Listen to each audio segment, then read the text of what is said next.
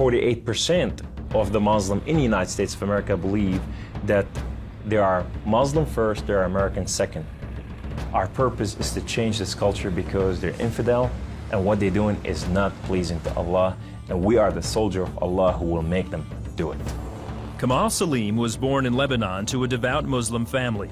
As early as 4 years old, he remembers sitting at the kitchen table while his mother taught him about the Quran and his duty to Allah and jihad. From my childhood, my mom said, one day you'll be a martyr, my son. You will die for the sake of Allah and you will exalt Islam.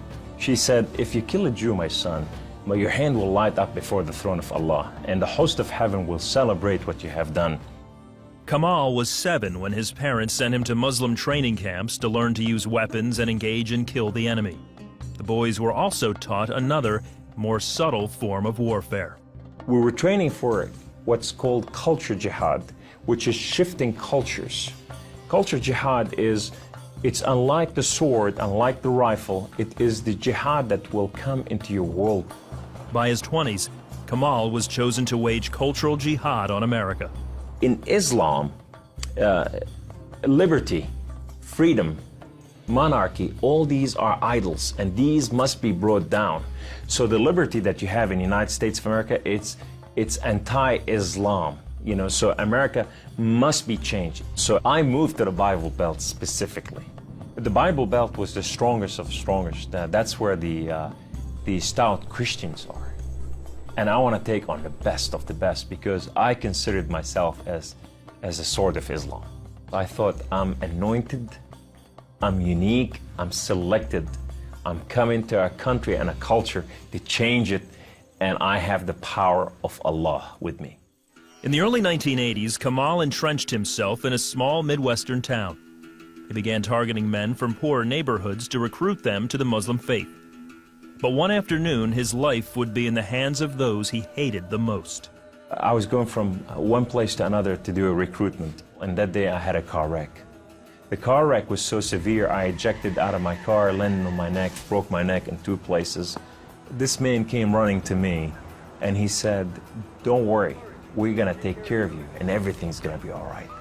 The ambulance came and picked me up, and now I go to the hospital. The orthopedic surgeon in the emergency room looked at my chart, and he just said, son, we are going to take care of you, and everything's gonna be all right. The second day I wake up in the hospital, and this head of physical therapy come and read my chart, and he turned around and he said the same thing, word for word, we are going to take care of you.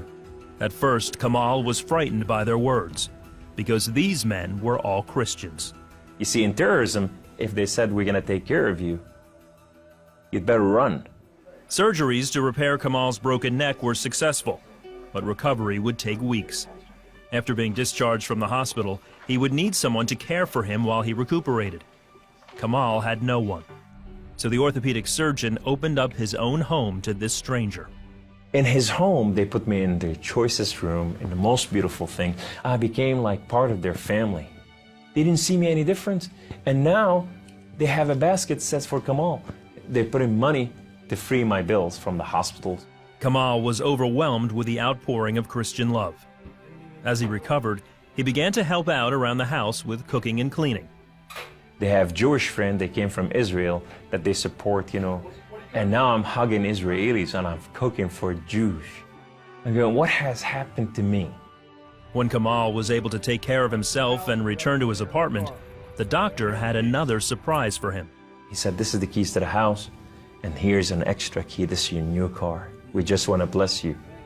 You can come anytime you want. So I go to my home, and I go to my cold place that I haven't been there in months, and dust is this thick. And I just gotta settle this issue with my God to know that if it's real or not. So I walk inside, I shut the door, I go right in the eastern window, and I fall on my knees, and I put my hands to the heavens, and I cry up to my God.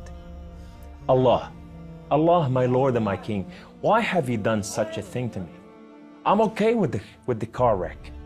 I'm okay with all this, but why did you put me among Christians? I'm confused. These Christians and Jews, they're good people. There's nothing wrong with them. They don't want to kill us. They're not the same thing that I learned about them.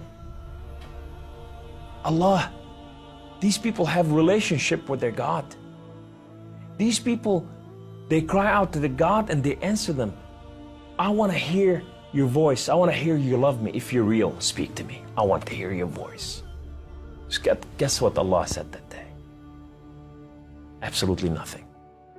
Kamal felt that because he questioned his faith, the honorable thing to do was to end his own life. So I went to reach out my guns and put it in the right place and clock out. I heard the voice. The voice knew me by name.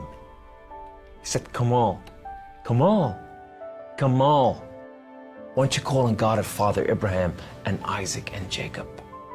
And now I fell on my knees and I put my hands to the heavens immediately as I heard the voice, and I cried out with every fiber within me, God of Father Abraham, if you are real, would you speak to me?